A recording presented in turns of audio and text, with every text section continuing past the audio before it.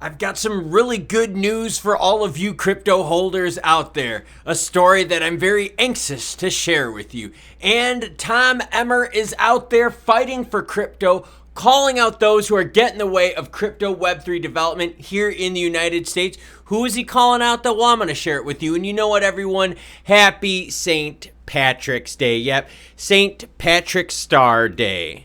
Banging and wanging this Friday. Yep, you made it. We're getting to the weekend. Time to punch out soon, so screw around and watch Crypto with Klaus. All right, let's start off with this. Silicon Valley Bank parent files for Chapter 11 bankruptcy. Y'all are out there going oh crap, this does not sound too good. Well, part of the problem with the story is this, okay? They tried selling it, had some problems with it. Remember the bank was taken over because there was a huge cash run, huge fears of just leadership of this bank. Well, anyways, long story short, what happened is now they're like, look, we're going to be filing for bankruptcy. That's not the good story. That's the bad part of the story. And we already talked about that in earlier videos. The good part about the story, though, is look at the heat map.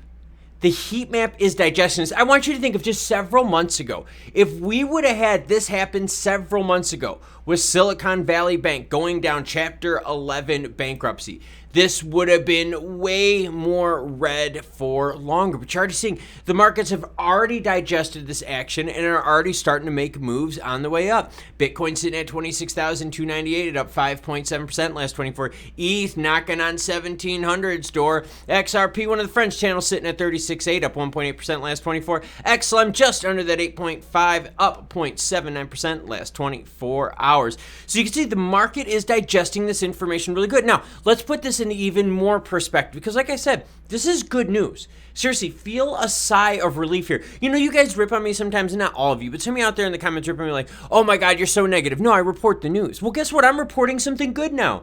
So the same people that said, why are you always talking about bad? Well, I'm talking about good.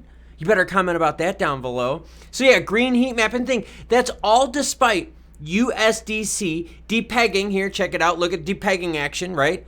Also losing massive amounts of market cap. The crypto markets are digesting this information very positively, and I'm excited to see that. We're on stronger ground now than we were months ago. Think of the shakiness of the ground of the market after FTX. You could have just made the slightest rumor out there, boom, everything would have been a mess.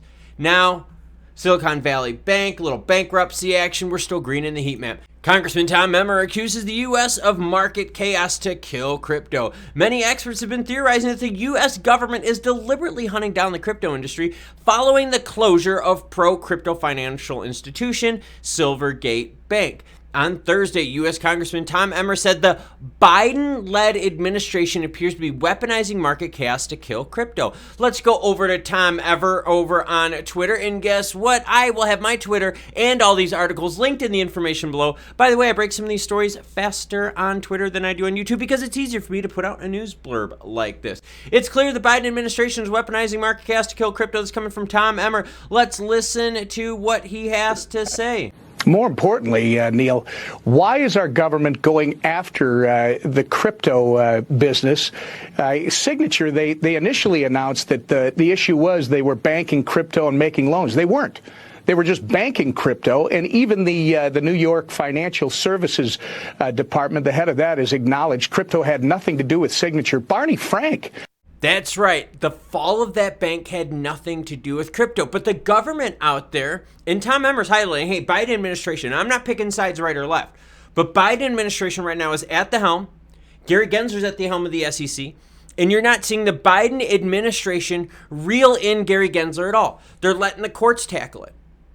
Administration set the tone for all of these departments, like how they want their policies and so forth. Barney Frank, the former chair of the House Financial Services Committee, has said it appears that this is an attack on crypto. In fact, two sources have told Reuters that anybody who buys Signature has to agree they will not bank crypto. So it's really... Yeah, like I said, Anyone that buys Signature will not be able to be part of that crypto thing. This is a mess. Emmer's coming out and saying it. A lot of us are coming out saying it. Coordinated attack from the United States government. Let's continue. Really interesting, Neil. More questions to be answered. If you look at the Fed, which just announced that this summer it's going to release or going to kick off its FEDNOW program, which is a payment system that would settle payments within seconds. It's interesting. Is our government competing with the private sector right now, and are these banks that are banking crypto actually the target of their angst? Oh, that's right, FEDNOW. Yes, direct competition to the likes of Ripple Labs Dollar Development Foundation moving money. Have you looked at FEDNOW? They do not use XRP, Ripple Labs stuff. They use Volant. Oh, interesting. Now, Volant did have a partner with Ripple, and I think it's where a lot of people are getting confused. But the Fed is suppressing Ripple Labs XRP ODL, suppressing crypto as a whole. Meanwhile, while they're launching a product which seems to do the same thing, move money instantly. The Fed system is going to be acting as an intermediary during FEDNOW, being able to settle money moving 24/7, 365. Gosh, that sounds a lot like crypto, doesn't it? Emmer's right. The current administration is out there to kill crypto, and now the Fed is launching a product to compete with crypto. By the way, I'm going to be having some corned beef and cabbage later to celebrate St. Patrick's Day. Married to a South Side Irish Chicago gal, so you know we celebrate in this house. And by the way, happy St. Patrick's Day to all you patties out there. Now, the reason I think this is all positive news is not the whole idea of Biden going after crypto, the administration. No, we've known about that. The good news is the resiliency of price. Yes, do we wish some of the alts would be pumping as much as Bitcoin, Ethereum, and so forth? Yeah, of course we would. But it's the idea that you're starting to see these things move. That this negative action time and time again, now with banking again, right? They blamed it on crypto, and even Emmer's like, yo, look, even the New York State regulator was like, yo, this has nothing to do with crypto. Stop the BS, liars. The market's stronger. The market is definitely on stronger footing. Speaking of stronger footing, I ran an hour and 40 minutes straight for Krispy Kreme donuts. That video is right here. Check it out. You want more crypto Web3 action, like recent breaking news? Yeah, that's this video right here.